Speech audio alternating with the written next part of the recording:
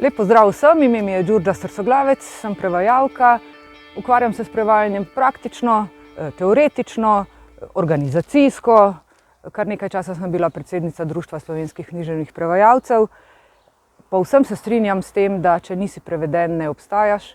In sem zelo vesela, da lahko pripomorem, da avtorji iz drugih jezikovnih okolij in drugih kultur obstajajo v slovenščini zaradi mojega prevoda.